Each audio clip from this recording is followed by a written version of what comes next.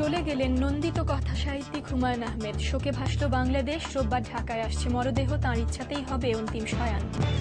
আকাশ ছোঁয়া জনপ্রিয়তায় হুমায়ুন ছাপিয়ে গেছেন বাংলা সাহিত্যের সমকালীন সব লেখককে, মতামত বিশিষ্টজনদের। নিজস্ব অর্থায়নে পদ্মা সেতু তৈরি হলে চাপে পড়বে দেশের অর্থনীতি, স্বচ্ছতা ও জবাবদিহিতা নিয়েও প্রশ্ন উঠবে, মন্তব্য সিপিডির। এবং পবিত্র রমজানের চাঁদ দেখা গেছে। কাল শুরু হচ্ছে আত্মশুদ্ধি ও সংযমের মাস। আজ শেষ রাতে সাহরি খেয়ে শুরু হবে রোজা রাখা।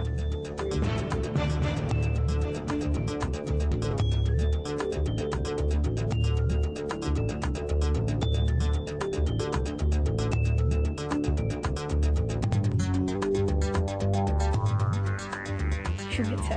রাত 11টার দেশ সংবাদে আমন্ত্রণ। আমি তানজিনা নুরি সিদ্দিকী বলছিলাম গ্রামীণ ফোন সংবাদ শিরোনাম। এবারে পুরো সংবাদ।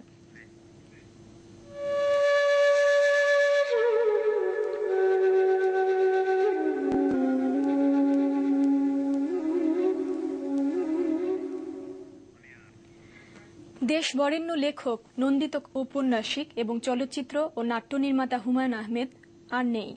গতকাল বাংলাদেশ সময় রাত 11টা 20 যুক্তরাষ্ট্রের নিউ ইয়র্কে বেলভিউ হাসপাতালে চিকিৎসাধীন অবস্থায় তিনি শেষ নিঃশ্বাস ত্যাগ করেন। 64 বছর বয়সী হুমায়ুন আহমেদ বৃহদন্ত্রের ক্যান্সারে আক্রান্ত হয়ে চিকিৎসাধীন ছিলেন এই হাসপাতালেই। শুক্রবার জুমার নামাজের পর স্থানীয় সময় সকাল 9টায় জ্যামাইকা মুসলিম সেন্টারে তাঁর জানাজা অনুষ্ঠিত হবে।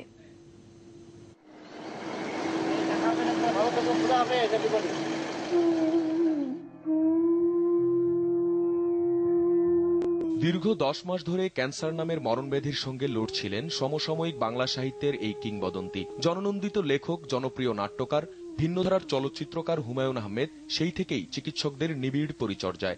গত বছর 14 সেপ্টেম্বর চিকিৎসার জন্য নিউ ইয়র্ক যান হুমায়ুন। সেখানেই চলছিল তাঁর বৃহদন্ত্রে ক্যান্সারের চিকিৎসা।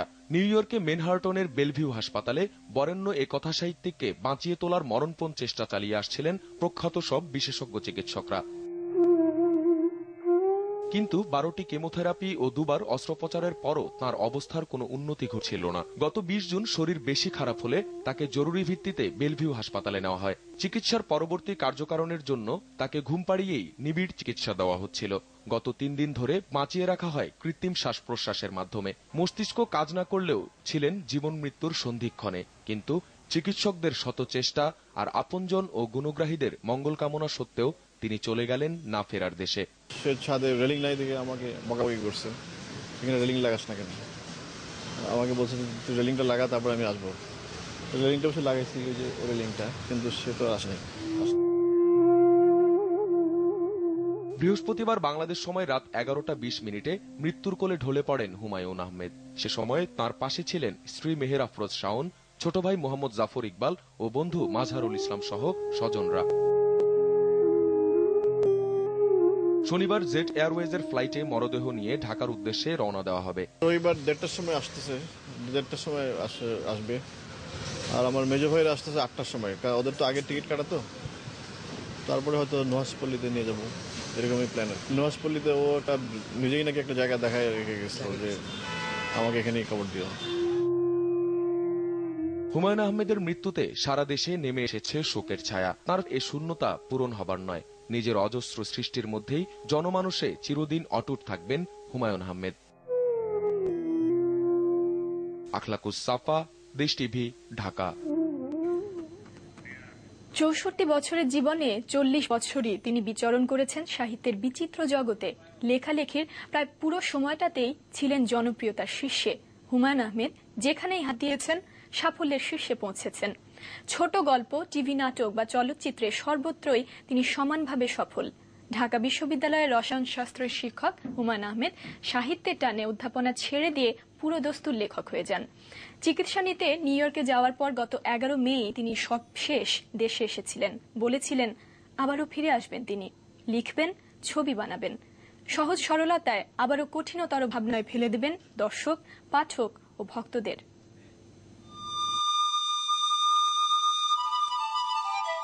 কিছু কিছু জীবন থাকে কর্মমুখরতায় ভরা। অনেক নেইয়ের এই দেশেও ক্ষণজন্মা কেউ কেউ থাকেন যারা নিজেই হয়ে ওঠেন ইতিহাস, পরের প্রজন্মের কাছে যারা আলোকবর্তিকার মতো। বাংলা কথা সাহিত্যের জগতে হুমায়ুন আহমেদ তেমনই একজন উজ্জ্বল নক্ষত্র।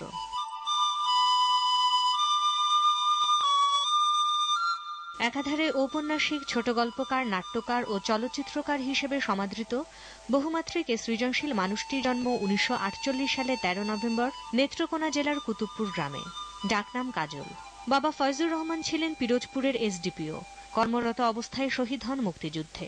মা আয়েশা ফয়েজ ছিলেন 5 ভাই বোনের মধ্যে সবার বড়। বাবার চাকরির সুবাদে লেখকের জীবনের একটি বড় অংশ কেটেছে দেশের নানা জায়গায়। 70-এর দশকে ছাত্র বয়সী হুমায়ুন আহমেদের লেখালেখির শুরু। প্রথম উপন্যাস নন্দিত নরকে দিয়ে সাহিত্যের জগতে তার আত্মপ্রকাশ। প্রথম লেখাতেই জয় করে নেয় পাঠকের মন, নজর কাড়েন সমালোচকদের। এরপর আর থেমে থাকেননি। লিখে গেছেন আমৃত্যু। লিখেছেন 200-রও বেশি উপন্যাস আর গল্প। শঙ্খনীল কারাগার, এইসব দিনরাত্রি, সৌরভ, অপেক্ষা, কবি, নীল অপরাজিতা, সবাই গেছে বনে, তুমি আমায় ডেকেছিলে ছুটির নিমন্ত্রণে, জনম জনম, তার সব রচনার সহজ সরল কথকতা আর অনুভূতি ছুঁয়ে যাওয়া বর্ণনা পাঠককে করেছে মন্ত্রমুগ্ধ। মুক্তিযুদ্ধের প্রসঙ্গ তার লেখায় ফিরে এসেছে বারবার। জ্যোৎস্না ও জননীর গল্প, 1971, সূর্যের দিন, শ্যামল ছায়ার মতো রচনাগুলো মানুষকে ফিরিয়ে নিয়ে যায় উত্তাল সেই দিনগুলোতে। 1981 সালে পান বাংলা একাডেমি সাহিত্য পুরস্কার। পেয়েছেন আরো 7টি পুরস্কার। নিজের সমস্যার কোনো কুল কিনারা নেই, আর দেশের সমস্যা। নাট্যকার হিসেবে তার হাতেখড়ি বিটিভিতে প্রথম ধারাবাহিক নাটক এইসব দিনরাত্রির মধ্য দিয়ে। টিভি নাটকের গতানুগতিক ধারা বদলে দেন তিনি। বহুব্রীহি, অয়ময়, কোথাও কেউ নেই মতো ধারাবাহিকগুলো তাকে অসামান্য খ্যাতি এনে দেয়। তৈরি করেছেন বাকের ভাইয়ের মতো অসামান্য চরিত্র। তোমাদের জন্য ভালোবাসা বইটি দিয়ে দেশে কল্পবিজ্ঞান রচনার নতুন ধারা তৈরি করেন হুমায়ুন আহমেদ। মিসির আলী আর হিমুর মতো চরিত্র সৃষ্টি করে লজিক আর এন্টিলজিকের দোলাচলে মাতিয়েছেন পাঠককে। জগতের সব রহস্যেরই বাস্তব ব্যাখ্যা মেলে মিসির আলীর কাছে, আর চেনা পৃথিবীর বাইরে এক রহস্যময় জগতের হাতছানি বহিমিয়ান হিমুকে ঘিরে। একটু বসে যাও বাবা। না না, বসতে হবে না। শুনুন, বসে যান প্লিজ, একটু বসে যান না। চলচ্চিত্র জগতে তার প্রবেশ 90-এর দশকে। ঢাকা বিশ্ববিদ্যালয়ের রসায়ন বিভাগের অধ্যাপনা পেশা ছেড়ে পুরোপুরি আত্মনিয়োগ করেন সৃজনশীল কাজে। হুমায়ুন স্বাধীনতা পরবর্তী প্রজন্মকে মুক্তিযুদ্ধের সঙ্গে পরিচয় করিয়ে দেন আগুনের পরশমণি চলচ্চিত্রের মধ্য দিয়ে। জিতে নেন 21 পদক সহ 8টি শাখার জাতীয় পুরস্কার। তারপর একে একে নির্মাণ করেন শ্রাবণ মেঘের দিন, শ্যামল ছায়া, আমার আছে জল সহ 13টি চলচ্চিত্র। বহু বছর পর তিনি মধ্যবিত্ত মানুষকে করেছেন সিনেমা হল অভিমুখী।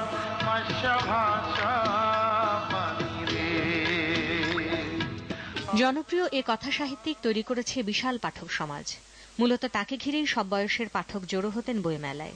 মধ্যবিত্ত জীবনের আনন্দ, বেদনা আর টুকরো টুকরো অনুভূতি অনায়াসে উঠে এসেছে তার লেখায়। প্রেম বিরহের তীব্র অনুভূতি ফুটিয়ে তুলেছেন মর্মস্পর্শী কথনে। 1973 সালে গুলতেকিন আহমেদের সঙ্গে বিবাহ বন্ধনে আবদ্ধ হন। এই দম্পতির 4 ছেলে মেয়ে। 2005 সালে বিবাহ বিচ্ছেদের মাধ্যমে 32 বছরের দাম্পত্য জীবনের ইতি টানেন। বিয়ে করেন অভিনেত্রী ও পরিচালক মেহের আফরোজ শাওনকে। এই দম্পতির 2 ছেলে। ব্যক্তি জীবনে ছিলেন বরাবরই নিভৃতচারী। মৃত্যু পরবর্তী জীবন নিয়ে অসীম কৌতূহল উঠে এসেছে তার নানা লেখায়। সেই রহস্যময় অনন্তের পথে যাত্রা করলেন হুমায়ুন আহমেদ। লেখনের অসামান্য বৈচিত্র্য আর 3 দশকের আকাশ ছোঁয়া জনপ্রিয়তা তাকে বাঁচিয়ে রাখবে আজীবন।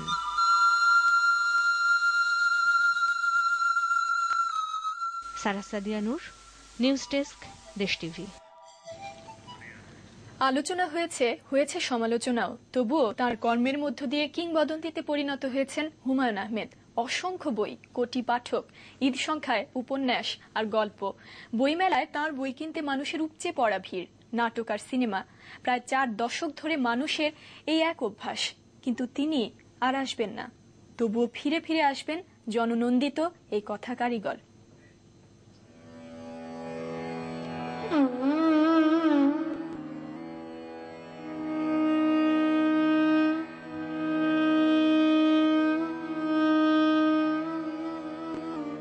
কষ্টের কথা কি বলিব, কষ্ট কাকে বলে? কষ্ট হচ্ছে মনের আগুন বুকের মধ্যে জ্বলে। প্রিয় নুহাশপল্লীর গাছ, ফুল, বাংলা একাডেমির আমতলার পাখি, টিনের চালের উছল বৃষ্টি। তোমাদের সঙ্গে দেখা হবে না আর কথা হবে না মানব মনের অপার রহস্য জানা সেই কথা কারিগরের।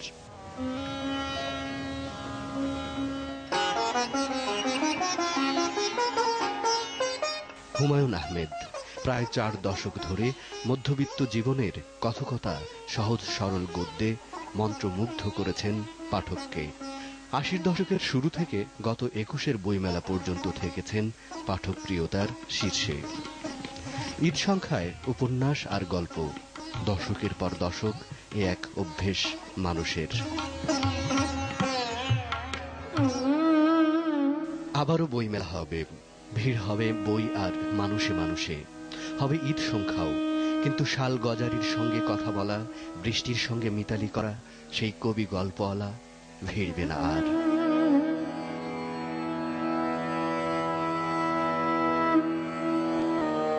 মধ্যবিত্তের আটপৌর জীবনকে সরস ও অনুপুঙ্খভাবে উপস্থাপনে হুমায়ুন আহমেদের জুড়ি মেলা ভার। কলমের দোর্দণ্ড প্রতাপে বর্ণের মালা গেঁথে যে শব্দ হয়, শব্দ থেকে যে বাক্য, তাই দিয়ে পাঠককে জাগাতে পারতেন তিনি।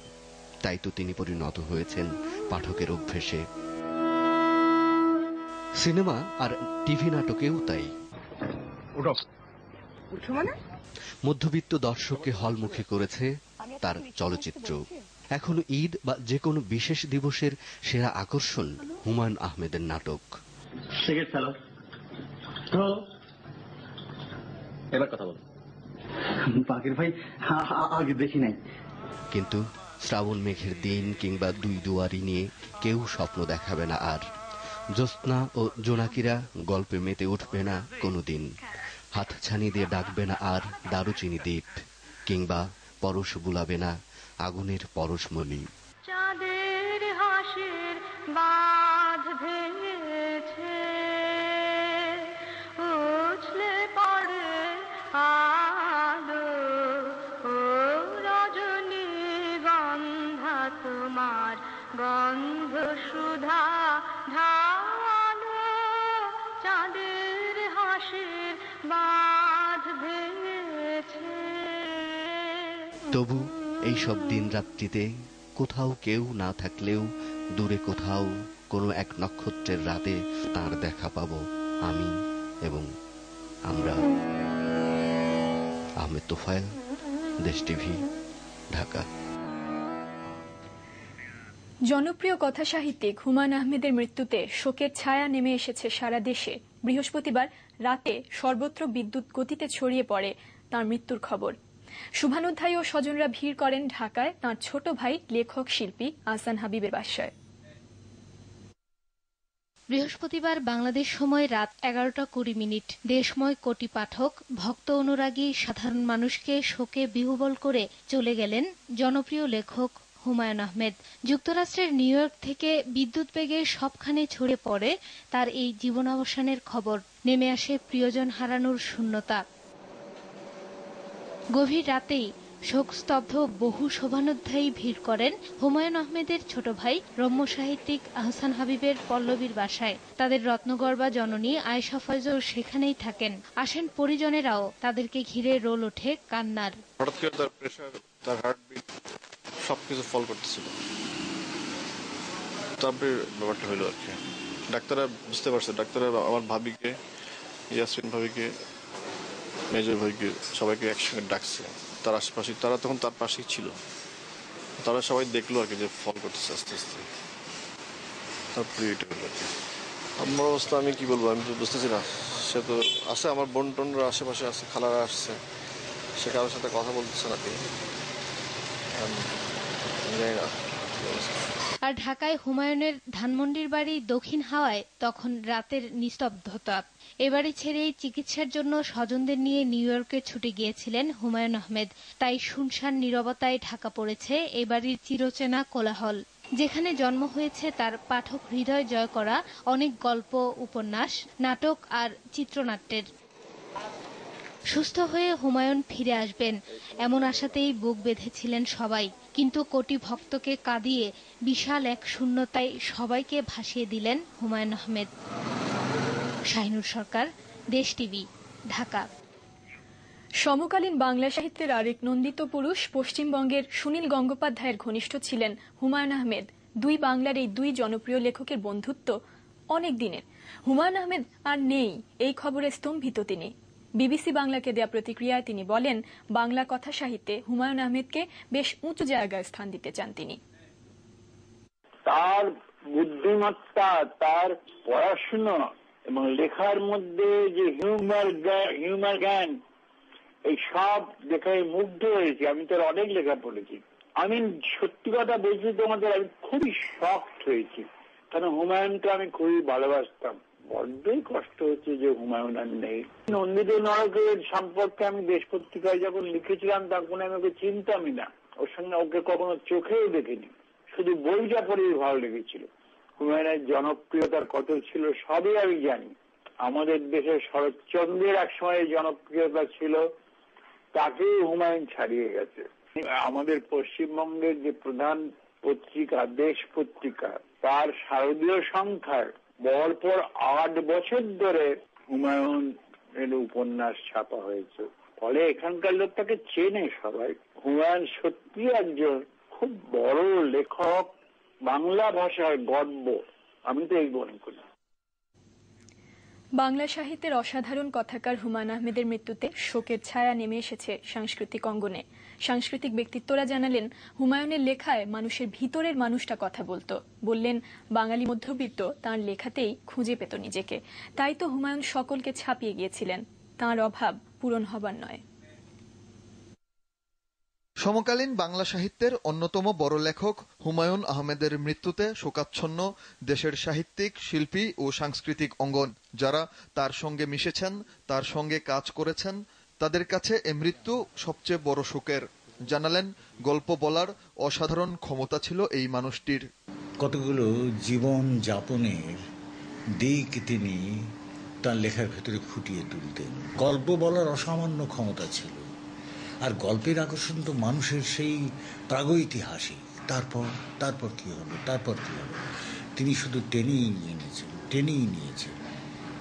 টেলিভিশনের নাটকে একটা মোড় ঘুরিয়ে দিলেন উনি। ডায়লগ এত অপূর্ব ছিল, মানুষ দেখতে বসবেই। হুমায়ুন আহমেদের নাটক মানুষ টেলিভিশনের সামনে আঠার মতন বসে গিয়েছে। তোতা পাখির মুখ দিয়ে যে বলছেন, তুই রাজাকার, এটা তো কেউ কোনোদিন ভুলবে না। 7 থেকে 70 সব বয়সের মানুষই হুমায়ুনের লেখার ভক্ত। সাহিত্যকে সাধারণ মানুষের কাছে নিয়ে গিয়েছিলেন হুমায়ুন। রবীন্দ্রনাথের একটা কথা আছে, সহজ কথা কইতে আমায় কহজে, সহজ কথা যায় না কওয়া সহজে। এই সহজ কথা সহজভাবে কওয়ার আর্টটি বোধহয় হুমায়ুন রপ্ত করেছিলেন খুবই সুন্দরভাবে। উনি আমাদেরকে আবার বই পড়তে ইন্সপায়ার করেছেন জাতিকে। উনি দর্শককে আবার নতুন জেনারেশন নাটক উপহার দিতে শুরু করেছেন। মানুষ নাটকের প্রতি এক ধরনের একঘেয়েমিতাতে ভুগছিল, সেটা থেকে বেরিয়ে এসছে। সিনেমা হলে যেত না মানুষ, সেখানে উনি তাদেরকে সিনেমা হলে আবার ফিরিয়ে নিয়ে এসছেন। এগুলি সবই তার হাতের চমৎকারিত্ব। হুমায়ুনই। জয় যাদব, দেশ টিভি, ঢাকা।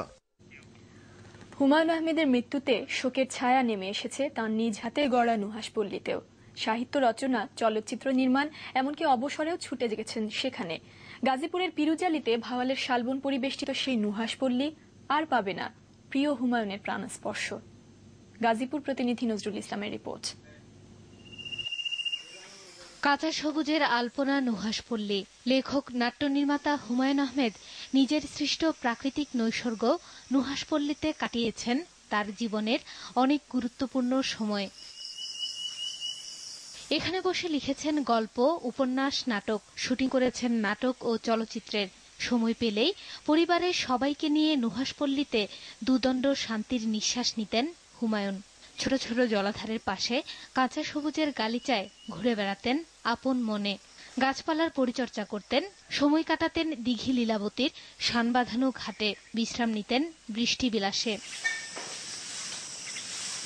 প্রিয় মানুষটি আর আসবেন না, গাছপালার পরিচর্যা করবেন না, পরিবার পরিজনের সঙ্গে হাসতে খেলতে দেখা যাবে না হুমায়ুন আহমেদকে। উনি গাছকে খুব যত্ন করতো। সে আগে বলছে যে আমার গাছপালা সব ঠিক আছে, ওষুধি বাগান ঠিক আছে। আমাদের নুহাসপল্লীর যেগুলো স্টাফ আছে, আমাদের মনে হয় যে উনি আমাদের বাবার মতোই ছিলেন। বাবা যেমন ছিলেন আদর করতেন। স্নেহের ডোরে যে মানুষটি বেঁধে রেখেছিলেন সবাইকে, তাকে ঘুরে বেড়াতে দেখা যাবে না নুহাশপল্লীতে। একথা যেন কোনোভাবেই মেনে নিতে পারছে না এখানে কর্মরতরা। আমরা আসলে কত খুব ভালোবাসতাম স্যার, আল্লাহ জানে আমাদের সাথে 10 বছরের ভিতরে কোনোদিন স্যার খারাপ ব্যবহার করে নাই। হুমায়ুন আহমেদের আবেগ আর অনুভূতির সঙ্গে মিশে গিয়েছিল নুহাশপল্লী। নুহাশপল্লীকে নিয়ে বরেণ্য কথা সাহিত্যিক হুমায়ুন আহমেদের আবেগ আর অনুভবের ভাষ্যটা ছিল এরকম। আমি সবচেয়ে বেশি যেটা মিস করেছি সেটা হচ্ছে আমাদের নুহাশপল্লীকে। নুহাশপল্লীর যে বাগানটা আছে, বাগানটা, ওই গাছগুলি, এদেরকে মিস করেছি সবচেয়ে বেশি। তারপরে মিস করেছি আমার বন্ধুদের, তারপরে মিস করেছি আমার মা আত্মীয় স্বজন যারা আছেন তাদেরকে। শেষবার দেশে এসে পুরো সময়টা কাটিয়েছিলেন নুহাশপল্লীতে।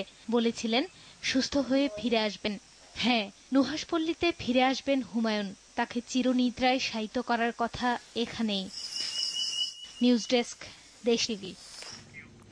দর্শক, এবারে চোখ রাখছি সংবাদের অন্যান্য প্রসঙ্গে। প্রস্তাবিত নকশা অনুযায়ী 14টি উৎস হতে অর্থ সংস্থানের মাধ্যমে নিজস্ব অর্থায়নে পদ্মা সেতু নির্মাণের যে সম্ভাবনার কথা বৃহস্পতিবার অর্থনীতি সমিতি তুলে ধরেছে, তার সঙ্গে দ্বিমত পোষণ করেছে গবেষণা প্রতিষ্ঠান Centre for Policy Dialogue, CPD. প্রতিষ্ঠানটির নির্বাহী পরিচালক ডক্টর মুস্তাফিজুর রহমান মনে করেন, নিজস্ব অর্থায়নে পদ্মা সেতু তৈরিতে দেশের অর্থনীতির ওপর চাপ বাড়বে। নিজস্ব অর্থায়নে পদ্মা সেতু নির্মাণ সম্ভব বলে অর্থনীতি সমিতির সভাপতি অধ্যাপক আবুল বারকাত বৃহস্পতিবার একটি রূপরেখা তুলে ধরেছেন। বলেছেন, আগামী 4 বছরে পদ্মা সেতু নির্মাণের ব্যয় ও বৈদেশিক মুদ্রা রিজার্ভ, প্রবাসীদের পাঠানো অর্থ, পেনশন ফান্ড, প্রবাসী বাংলাদেশিদের সঞ্চয় সহ মোট 14টি উৎস থেকে পদ্মা সেতুর অর্থসংস্থান সম্ভব। প্রতি বছর 2500 জন করে এরূপ করদাতা শনাক্ত করতে পারলে 10,000 জনের নিকট জনপ্রতি বার্ষিক 1 কোটি টাকা হিসাবে 4 বছরে মোট 25,000 কোটি টাকার সংস্থান করা যেতে পারে। তার বক্তব্যের সঙ্গে একমত নয় গবেষণা প্রতিষ্ঠান সিপিডি। প্রতিষ্ঠানটির নির্বাহী পরিচালক বলেন, দেশীয় অর্থ দিয়ে পদ্মা সেতু তৈরির উদ্যোগ নিলে দেশের অর্থনীতির উপর চাপ পড়বে। টাকা যদি আমরা জোগাড়ও করি, আমাদের এডিপি থেকে নিয়ে, জনগণের কাছ থেকে নিয়ে, সরকারের নিজস্ব অন্যান্য যেসব খাত আছে সেখান থেকে যদি আমরা করি, এটাকে কিন্তু একটা বড় অংশ $2 বিলিয়ন সমপরিমাণ আমাদেরকে ফরেন এক্সচেঞ্জে আমাদেরকে রূপান্তর করতে হবে। তো সেটা যদি আমরা করতে যাই তাহলে আমাদের রিজার্ভসের উপরে একটা চাপ সৃষ্টি হবে। নিজস্ব অর্থায়নে পদ্মা সেতু প্রকল্প বাস্তবায়নে কতটা স্বচ্ছতা ও জবাবদিহিতা থাকবে সে নিয়েও সন্দেহ আছে তার। এজন্য তিনি বিশ্বব্যাংকের সঙ্গে আলোচনা অব্যাহত রাখারও প্রস্তাব করেন। আলাপ আলোচনার এখনো কিছুটা হয়তো দরজা খোলা আছে, সেই সুযোগটাকেও কাজে লাগানো। এটা যদি লাগানো যায় তাহলে সাশ্রয়ী মূল্যে আমরা যেভাবে অরিজিনালি চিন্তা করেছিলাম সেভাবে আমরা ব্রিজটা বানাতে পারবো। এটা ঠিক যে যদি আমরা বেশি বিলম্ব করি তাহলে কিন্তু খরচ বাড়বে, কিন্তু আবার খুব তাড়াহুড়ো করে হোমওয়ার্ক আমরা যদি না করি তাহলে কিন্তু আবার সেটা আবার আমাদের যে ব্রিজের যে ফাইন্যান্সিয়াল রিটার্ন সেটার উপরে এবং সামগ্রিক অর্থনীতির উপরে একটা চাপ সৃষ্টি করে সেটা হয়তো করতে হবে। 6 কিলোমিটার দীর্ঘ পদ্মা সেতু নির্মাণে ব্যয় ধরা হয়েছিল $290 কোটি। এর মধ্যে $120 কোটি ঋণ দেওয়ার কথা ছিল বিশ্বব্যাংকের। দুর্নীতির অভিযোগ তুলে গত 30 জুন বিশ্বব্যাংক ঋণ চুক্তি বাতিল করে। ঝর্ণা রায়, দেশ টিভি, ঢাকা। পবিত্র রমজান মাসে চাঁদ দেখা গেছে। আগামীকাল শনিবার থেকে শুরু হচ্ছে পবিত্র মাহে রমজান। 1 মাসের সংযম সাধনা এবং ইবাদতের মাধ্যমে আল্লাহর নৈকট্য লাভের চেষ্টা করবেন মুসলমানরা। এই মাসেই মুসলমানদের সর্বোচ্চ ধর্মীয় গ্রন্থ কুরআন মাজিদ অবতীর্ণ হয়। হিজরি সালের শাবান মাসের সমাপ্তির পর প্রতিবছর মানব জীবনের সকল কালিমা দূর করার বিশেষত্ব নিয়ে আসে মাহে রমজান। রমজান শব্দের আবিধানিক অর্থ আত্মসংযম। এ মাসে মুসল্লিরা তাদের যাবতীয় কামনা বাসনা দমন করে আল্লাহর একনিষ্ঠ বান্দা হওয়ার চেষ্টা করেন। ইসলাম ধর্মমতে এ মাসের শেষ দশকের কোনো এক বিজর রাতে মহানবী হযরত মুহাম্মদ সাল্লাল্লাহু আলাইহি সাল্লামের ওপর পবিত্র কোরআন মাজিদ অবতীর্ণ হয়। বিশ্বের মুসলমানদের জন্য রহমত, বরকত আর নাজাতের বার্তা নিয়ে আসে সিয়াম সাধনার মাস রমজান। রোজার আসল উদ্দেশ্য হলো অন্যায় থেকে, খারাপ কাজ থেকে, খারাপ কথা থেকে, মানুষের ক্ষতির থেকে বিরত থাকা। আমি রোজা রাখলাম, মিথ্যা কথা বললাম, আমি রোজা রাখলাম, অন্যের ক্ষতি করলাম, তাহলে এটা শুধু ক্ষুধার্তে থাকা হবে, রোজার কোনো সওয়াব পাওয়া যাবে না। এ মাসে নফল ইবাদত ফরজ ইবাদতের সমান, আর একটি ফরজ ইবাদতের সওয়াব 70টি ফরজ ইবাদতের সমান। শ্রেষ্ঠতম এ মাসে ইবাদত বন্দেগী করে কাঙ্ক্ষিত লক্ষ্যে ধাবিত হতে চান ধর্মপ্রাণ মুসলমানরা। ইনশাআল্লাহ আগামীকাল থেকে আমরা আল্লাহর হুকুম মোতাবেক রমজান পালন করার চেষ্টা করব। হোটেলগুলো যেগুলো আছে আমাদের, ওই সমস্ত হোটেলগুলো যেন মুসলমানের দেশ হিসাবে দিনের বেলা বন্ধ রাখে। শুক্রবার রাতে এশার নামাজের পরপরই মসজিদে তারাবির নামাজ আদায় করা হয়। ধর্মমতে রমজান মাসের প্রথম 10 দিন রহমত, দ্বিতীয় 10 দিন মাগফিরাত এবং শেষ 10 দিন নাজাত বা মুক্তির বার্তা নিয়ে আসে। শুক্রবার সন্ধ্যায় জাতীয় চাঁদ দেখা কমিটির বৈঠক শেষে চাঁদ দেখার কথা জানানো হয়। আগামীকাল থেকে পবিত্র রমজানের রোজা পালন শুরু হবে ইনশাআল্লাহ। নাজিব বেগ, দেশ টিভি, ঢাকা। অবহেলা আর অমনোযোগে পড়ে থাকা সরকারের এক প্রতিষ্ঠান টিসিবি দ্রব্যমূল্য নিয়ে ব্যবসায়ীদের কারসাজি বন্ধ করার জন্য বিকল্প সরবরাহ ব্যবস্থা গড়ে তুলতে টিসিবির প্রয়োজনীয়তার কথা সবাই স্বীকার করেন, কিন্তু প্রতিষ্ঠানটিকে সেভাবে গড়ে তোলার কোনো উদ্যোগ নেওয়া হচ্ছে না। বাজার স্থিতিশীল করতে সরকার মাঝে মাঝে টিসিবির মাধ্যমে কিছু পণ্য বিক্রি করে, প্রয়োজনের তুলনায় এই পণ্য নিতান্তই সামান্য। রোজাকে সামনে রেখে মূল্যস্ফীতির বিভিন্ন দিক নিয়ে ফরহাদ হোসেনের ধারাবাহিক প্রতিবেদনের ৫ম পর্ব দেখুন আজ। দেশের আমদানি রপ্তানি কার্যক্রম পরিচালনা করতে স্বাধীনতার পরপরই গঠন করা হয় trading corporation of Bangladesh TCB. ১৯৭২ সালে দেশের মোট আমদানির প্রায় ৩০% হতো টিসিবির মাধ্যমে।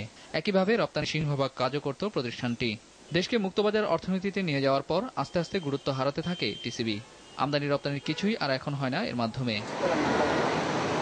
তবে বিকল্প সরবরাহ ব্যবস্থা তৈরির মাধ্যমে পণ্যমূল্য নিয়ে ব্যবসায়ীদের কারসাজি বন্ধ করতে সরকার মাঝে মাঝে টিসিবিকে ব্যবহার করে থাকে।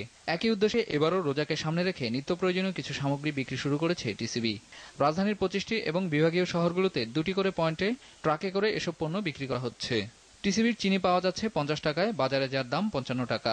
বাজারে ছোলার দাম 90 টাকা হলেও টিসিবি তা দিচ্ছে 66-তে। টিসিবির মসুর ডাল 70 টাকা, বাজার থেকে যা কিনতে হয় 115 টাকায়। বোতলজাত প্রতি লিটার সয়াবিন টিসিবিতে পাওয়া যাচ্ছে 121 টাকা, বাজারে যার দাম 134 টাকা। অন্যান্য কিনতে গেলে বেশি লাগে, আর এখান থেকে কমে পাচ্ছি। কোয়ালিটি তো দেখতে ভালোই দেখি, এটা সরকার কর্তৃক সরবরাহিত তো এই জন্যই। বরাবর মতো এবারও চাহিদার তুলনায় খুবই সামান্য মজুদ নিয়ে শুরু হয়েছে টিসিবির পণ্য বিক্রির কার্যক্রম। পুরো রোজার মাসের জন্য প্রতিষ্ঠানটির কাছে আছে 40,000 টন চিনি, 12,000 টন তেল, 19,000 টন মসুর ডাল, 2,000 টন ছোলা ও 1,500 টন খেজুর। না, চাহিদার তুলনায় অবশ্যই সাফিসিয়েন্ট না। আরও হওয়া উচিত ছিল যে বাজারে ভারসাম্য রক্ষা করার জন্য, কিন্তু মুশকিল হচ্ছে যে আমলাতান্ত্রিক জটিলতার কারণে জটে আটকে যায়, যার ফলে সময়ের কাজ সময় হয় না। সামান্য মজুদের বিষয়টি স্বীকার করেছেন বাণিজ্য মন্ত্রীও। টিসিবির যতটুকু মার্কেট পার্টিসিপেশন দরকার বা যত ফান্ড দরকার, যত ধরনের ইনফ্রাস্ট্রাকচার, গোডাউন ফ্যাসিলিটি বা অন্য কিছু দরকার, বা যে ধরনের মানে জনবল দরকার, এগুলো এই মুহূর্তে টিসিবির কোনোটিই নেই। এই দুটো ফাংশন করার জন্য আমরা আসলে সত্যিকার অর্থে টিসিবিকে সেভাবে ইকুইপ করতে পারিনি। বরাবর মতো চলতি অর্থ বছরেও টিসিবির জন্য বাজেটে কোনো বরাদ্দ নেই। বাণিজ্যমন্ত্রী জানিয়েছেন, পণ্য কিনতে অর্থ মন্ত্রণালয়ের কাছে বাড়তি অর্থ চাওয়া হয়েছে এবং এ ব্যাপারে ইতিবাচক সাড়াও পাওয়া গেছে। ফরহাদ হোসেন, দেশ টিভি, ঢাকা। কড়া নিরাপত্তায় বিশেষ সিনেট অধিবেশনে জাহাঙ্গীরনগর বিশ্ববিদ্যালয়ের উপাচার্য প্যানেল নির্বাচনে পদত্যাগী উপাচার্য ডক্টর শরীফ এনামুল কবির পেয়েছেন সর্বোচ্চ ভোট। 3 জনের উপাচার্য প্যানেলের দ্বিতীয় হয়েছেন বর্তমান উপাচার্য ডক্টর আনোয়ার হোসেন আর তৃতীয় অধ্যাপক নুরুল আলম। 92 জন সিনেট সদস্যদের মধ্যে 63 জন ভোট দিয়েছেন। নির্বাচনের বিরোধিতা করে আন্দোলনরত শিক্ষকরা সকল কর্মসূচি প্রত্যাহার করে নিয়ে কাল থেকে ক্লাসে যোগ দিচ্ছেন। তবে তাঁরা বলছেন, গণতন্ত্রের নামে নির্বাচনের পাতানো খেলা হয়েছে। হাইকোর্টের নির্দেশে জাহাঙ্গীরনগর বিশ্ববিদ্যালয়ের বিশেষ সিনেট অধিবেশন নির্বিঘ্ন করার জন্য সকাল থেকে ক্যাম্পাসে ব্যাপক পুলিশ মোতায়েন করা হয়। ছিল জল কামানো। উপাচার্য প্যানেল নির্বাচন বাতিলের দাবিতে আন্দোলনরত শিক্ষকরা এর প্রতিবাদ করলে উপাচার্য ডক্টর আনোয়ার হোসেনের হস্তক্ষেপে পুলিশকে প্রশাসনিক ভবন থেকে সরিয়ে নেওয়া হলে শিক্ষকরা অনশন ভেঙে মানববন্ধন করেন। পরে তারা মৌন মিছিল করে শহীদ মিনারে অবস্থান নেন। উপাচার্য আমাদের জনমতের, গণরায়ের কোনো মর্যাদা দিলেন না। যিনি এই নির্বাচনী প্রক্রিয়ার মধ্য দিয়ে আসবেন তিনি অবশ্যই গণতান্ত্রিকভাবে নির্বাচিত উপাচার্য হিসেবে গৃহীত হবেন না। অন্যদিকে বিশেষ সিনেট অধিবেশনে উপাচার্য প্যানেলের জন্য বর্তমান উপাচার্য ও সদ্য পদত্যাগী উপাচার্য সহ 5 জন প্রতিদ্বন্দ্বীদের অংশ নেন। সর্বোচ্চ ভোট পান পদত্যাগী উপাচার্য ডক্টর শরীফ এনামুল কবির। জনাব শরীফ এনামুল কবির তিনি 50 ভোট পেয়ে প্রথম স্থান অধিকার করেছেন এবং জনাব মোহাম্মদ আনোয়ার হোসেন 38 ভোট পেয়ে দ্বিতীয় স্থান অধিকার করেছেন এবং জনাব মোহাম্মদ নুরুল আলম 37 ভোট পেয়ে তৃতীয় স্থান অধিকার করেছেন। বর্তমান উপাচার্য এই নির্বাচনকে গণতান্ত্রিক চর্চার উজ্জ্বল উদাহরণ হিসেবে মনে করছেন। তিনি এই বিশ্ববিদ্যালয়কে পরিচালনা করবেন একজন নির্বাচিত উপাচার্য হিসেবে এবং তার কর্তব্য হবে জাহাঙ্গীরনগর বিশ্ববিদ্যালয়ে এই যে গণতান্ত্রিক প্রতিষ্ঠান, সেখানে যে ভিন্ন মত আছে সবার মতকে সমন্বয় করে সবাইকে নিয়ে তিনি বিশ্ববিদ্যালয় পরিচালনা করবেন। সাবেক উপাচার্য বলছেন, এতে গণতন্ত্রের জয় হয়েছে। সম্পূর্ণ বিধি মোতাবেক নির্বাচন হয়েছে এবং আমি আশা করি এতে কোনো বিভ্রান্তি থাকা উচিত নয়। আন্দোলনরত শিক্ষকরা এই নির্বাচনকে অনৈতিক বললেও নির্বাচন শেষে তারা নতুন কর্মসূচি না দিয়ে শনিবার থেকে ক্লাসে যাওয়ার ঘোষণা দিয়েছেন। আমাদের তো কোনো কর্মসূচি নাই, কর্মবিরতি হোক আর যেটাই হোক, যদি না থাকে তাহলে অবশ্যই আমরা ক্লাসে যাব। এখন রাষ্ট্রপতি নির্বাচিত উপাচার্য প্যানেলের 3 জনের যে কোনো একজনকে উপাচার্য হিসেবে মনোনয়ন দেবেন। নজরুল কবির, দেশ টিভি, ঢাকা। চলছে দেশ সংবাদ, আর এবার আন্তর্জাতিক অঙ্গনের খবর। গত 48 ঘন্টায় সিরিয়া থেকে 30,000-এর মতো মানুষ লেবাননে পালিয়ে গেছে বলে জানিয়েছে জাতিসংঘ শরণার্থী সংস্থা। এদিকে যুদ্ধবিরতি পরিস্থিতি পর্যবেক্ষণে নিয়োজিত জাতিসংঘ মিশনের মেয়াদকাল আরও 30 দিন বাড়ানোর ব্যাপারে একমত হয়েছে নিরাপত্তা পরিষদের সদস্য দেশগুলো। সিরিয়ার সীমান্তবর্তী বেশ কয়েকটি নিরাপত্তা চৌকির দখল নিয়েছে বিদ্রোহীরা। পার্লামেন্টের নিরাপত্তা ও প্রতিরক্ষা কমিটির প্রধান জানিয়েছেন, ইরাক সীমান্তবর্তী আবু কামাল ঘাঁটি ও তুরস্কের সীমান্তবর্তী 2টি পোস্টও দখলে নিয়েছে বিদ্রোহীরা। বৃহস্পতিবার দামেস্কে বোমা হামলায় প্রতিরক্ষা মন্ত্রী সহ 3 জনের মৃত্যুর একদিন পরেই এই ঘটনা ঘটল। সিরিয়ার ওপর আরও কঠোর অবরোধ আরোপে নিরাপত্তা পরিষদের প্রস্তাবনায় তৃতীয়বারের মতো ভেটো দিয়েছে রাশিয়া ও চীন। এবার খেলার সংবাদ।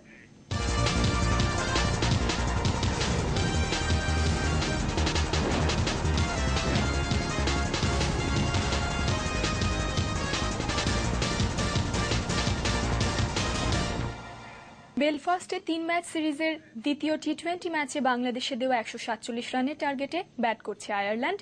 এ পর্যন্ত তাদের সংগ্রহ 1 ওভারে বিনা উইকেটে 1 রান। টস জিতে ব্যাট করার সিদ্ধান্ত নেন মুশফিকুর রহিম, তবে সূচনাটা ভালো হয়নি টাইগারদের। কোনো রান করার আগেই ফিরে যান তামিম ইকবাল। আগের ম্যাচে হাফ সেঞ্চুরি করা সাকিব বিদায় নেন 11 রান করে। বড় স্কোর করার আগেই মুশফিক ও মাহমুদুল্লাহ ফিরে গেলে 61 রানেই 4 উইকেট হারায় বাংলাদেশ। মোহাম্মদ আশরাফুলের 38 এবং নাসির হোসেনের অপরাজিত 50 রানে নির্ধারিত 20 ওভারে 6 উইকেটে 146 রান করে মুশফিক বাহিনী। এর সঙ্গে শেষ করব দেশ সংবাদ, তাই গ্রামীণফোন সংবাদ শিরোনামগুলো বলছি আরো একবার। চলে গেলেন নন্দিত কথা সাহিত্যিক হুমায়ুন আহমেদ। শোকে ভাসল বাংলাদেশ। রোববার ঢাকায় আসছে মরদেহ, তাঁর ইচ্ছাতেই হবে অন্তিম শয়ান। আকাশ ছোঁয়া জনপ্রিয়তায় হুমায়ুন ছাপিয়ে গেছেন বাংলা সাহিত্যের সমকালীন সব লেখককে, মতামত বিশিষ্টজনদের। নিজস্ব অর্থায়নে পদ্মা সেতু তৈরি হলে চাপে পড়বে দেশের অর্থনীতি, স্বচ্ছতা ও জবাবদিহিতা নিয়েও প্রশ্ন উঠবে, মন্তব্য সিপিডির। এবং পবিত্র রমজানের চাঁদ দেখা গেছে, আত্মশুদ্ধি ও সংযমের মাসের সূচনা। শেষ রাতে সাহরি খেয়ে শুরু হবে রোজা রাখা। দর্শক, এই ছিল রাত 11টার দেশ সংবাদে। আমাদের পরের বুলেটিন রাত 1টায় দেখার আমন্ত্রণ রইল। আর দিনে রাতে সবসময় সব শেষ সংবাদ জানতে ভিজিট করুন desh.tv/news। ধন্যবাদ।